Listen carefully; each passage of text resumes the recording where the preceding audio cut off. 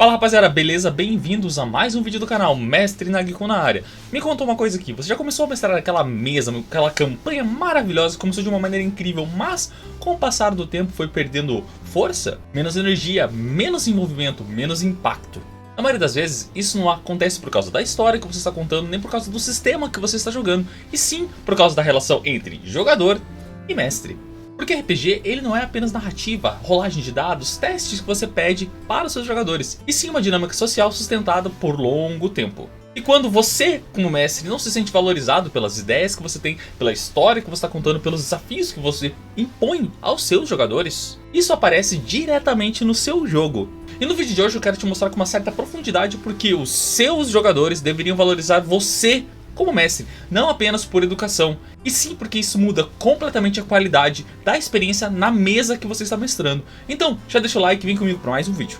Primeiro a gente entender que o mestre gerencia múltiplas camadas cognitivas. Como assim? Enquanto o seu jogador ele está jogando ali com você, ou mesmo fora da mesa da RPG, ele está pensando apenas no seu único personagem. Ele tem um único personagem, talvez ele tenha um aliado, seja o que for, mas ele não pensa em muitas coisas. Então quando a campanha está rolando, quando as coisas estão acontecendo, ele está pensando apenas no seu personagem. No que aquele personagem dele vai fazer, na ação que ele vai executar posteriormente, em tudo que ele vai fazer. Apenas ele vai fazer. Enquanto isso o mestre, então, ele está ali contando a história para vocês. Tá acontecendo isso, isso, aquilo, pensando em tudo, coisas que não estavam planejadas, improvisando, seja o que for que esteja acontecendo.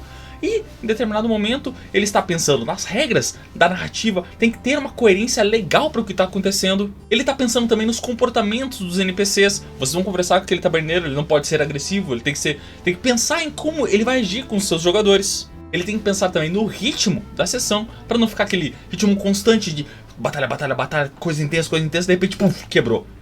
Não pode ser assim, a gente sabe disso. Os mestres também têm que pensar no equilíbrio do desafio, não só no, ok, os jogadores estão em nível 10, vou pôr inimigos no nível 10. Tem que pensar em algo que realmente traga um certo desafio para os jogadores. E também precisa fazer a leitura emocional dos jogadores, que é entender o ponto que o jogador está, entender como ele está interpretando, entender o que está se passando para o seu jogador. Muitos jogadores, eles não veem porque eles realmente estão apenas focados naquele único personagem dele, ele está ali focando. Mas quando você mestra, você entende que há uma sobrecarga sobre o mestre. Quando o jogador, então, ele não colabora para a sessão de RPG de um modo geral, seja não prestando atenção, seja pedindo para que as coisas sejam repetidas múltiplas vezes, ou mesmo quebrando o fluxo do que está acontecendo, aquela cena séria está acontecendo e lança aquela piadinha. Isso tem um custo mental para o mestre. Então chega o final da sessão, o mestre está esgotado. E eu passo por isso praticamente todas as sessões. Mas não é por causa dos jogadores, é por minha causa mesmo, porque eu canso pra cacete. Valorizar o mestre nesse quesito não é apenas você fazer um pix pro mestre. Vocês podem fazer pra mim, não tem problema. Mas você prestar atenção no que está acontecendo naquela cena. Agir com certa intenção. E não ficar toda hora, será que eu faço, será que eu faço, será que eu faço, será que eu faço? E evitar aquele ruído desnecessário. Aquelas piadinhas que quebram o ritmo, ok? O segundo tópico é entender que a preparação não é só um custo de tempo para o seu mestre. Criar sessão de RPG não é apenas organizar conteúdo. Então beleza, vai acontecer isso, joia, maravilhoso, vai tudo acontecer. Cara, é você pensar nas possibilidades que os jogadores vão fazer. Então eles estão nesse mapa aqui, então eles podem ir pra cá, pra cá, pra cá. Então você já tem que pensar nos cenários que você vai colocar aqui, nas cenas que você vai impor nesses três caminhos que eles vão seguir. E pode ser que eles acabem nem indo para um dos três, eles podem ir para um lado totalmente contrário. É entender também as reações que o mundo vão ter aos jogadores. Eles ofenderam o NPC vai ficar puto, o que ele vai fazer? Com que ele tem contatos? Ele tem contatos? Ele não tem? Entender também quais são os caminhos narrativos que o seu vai seguir. Então a gente tem várias possibilidades aqui. Então eles podem seguir pra cá, pra cá, pra cá. Tudo depende das ações deles, o que eles vão decidir fazer. Entender também quais são os momentos de tensão. Meu Deus, que combate foda, que coisa cena. Nossa, meu Deus. É aqueles momentos que dá morridos, que dá aquele relaxamento. Saber alternar sobre isso é muito maravilhoso. Nós como mestres, a gente projeta então os acontecimentos futuros antes deles mesmos acontecerem. Então a gente não sabe realmente o que vai acontecer. O que os seus jogadores eles vão decidir na próxima sessão deles. Vamos pro caminho A, vamos pro caminho B. A gente não sabe, mas o mestre então tem que se organizar, ele tem que pensar nesses múltiplos caminhos. E quando essa preparação ela não é valorizada, não é apenas uma perda de tempo. É aquela frustração criativa, você passou um tempo pensando no que seria e acaba não acontecendo. É aquela quebra de expectativa, putz, seria legal aquele encontro com aquele monstro, acaba não acontecendo. E também é uma certa desmotivação progressiva, porque isso acontece numa sessão, acontece na outra, acontece na outra, acontece na outra. Vão passar algumas sessões e o mestre vai só, ok, rola aí, iniciativa. Legal, boa, joia. E a gente acaba não entendendo o porquê, certo? Outra coisa que os jogadores acabam não entendendo, acabam não percebendo, é que nós, mestres, nós precisamos do feedback implícito. Então dar o feedback é realmente importante para o seu mestre, para entender o que ele melhora, como ele melhora, o que tá legal na história, o que acaba não estando legal na história. Porque diferente de um jogo digital, o mestre ele não tem um sistema automático de respostas. Você não vai lá, simplesmente abre uma aba, preenche os formuláriozinhos. É legal você conversar com o seu mestre, explicar para ele o que está acontecendo. Não só chegar e pedir coisas, ok? Ah, meu personagem está fraco, eu queria que ele ficasse mais forte, né? Saber dar o feedback é importante. Porque nós, como mestres, nós dependemos de alguns certos sinais sociais, que é atenção, reação, perguntas e silêncio significativo. Todo mundo está quieto, mas por que todo mundo está quieto? Por que ninguém responde o que está acontecendo? Será que é porque a cena está tensa? Ou será porque eles não estão gostando do que a gente está mestrando? A gente passa muito por isso quando a gente mestra. Muito. Sem esses 4 pilares, sem esses 4 tópicos que eu citei, além de outros que podem vir a aparecer, o mestre ele perde referência. Narrativamente falando, dentro da sua campanha, isso é extremamente crítico, porque assim o mestre ele acaba ajustando o ritmo da sessão, a dificuldade e até o tom emocional do que está acontecendo e como a campanha está sendo projetada, o que está acontecendo dentro da sua campanha de RPG. E tudo isso é visto em tempo real. A gente vê que quanto mais motivado o mestre está, mais motivado ele está vendo que as coisas estão acontecendo, você está prestando atenção, mais motivado ele fica a contar uma história muito mais foda pra vocês. O quarto é entender que o engajamento do seu jogador ou dos seus jogadores amplifica a narrativa. Jogar RPG não é só seguir uma história. Ah, tá acontecendo isso aqui. Essa história, então, ela é construída em conjunto com os seus jogadores. Os jogadores, eles tomam as decisões, a gente cria as dificuldades, a gente coloca o que vai acontecer, como vai acontecer, mas praticamente são eles que contam a história do que está acontecendo.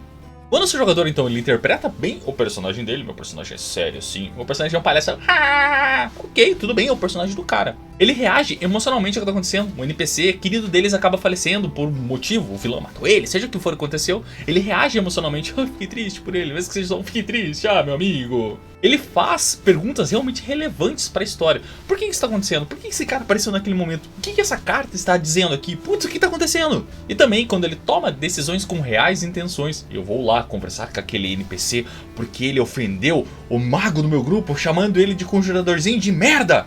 Tudo fica muito mais legal para a campanha, porque assim você, jogador, entrega um material muito legal que seu mestre pode trabalhar.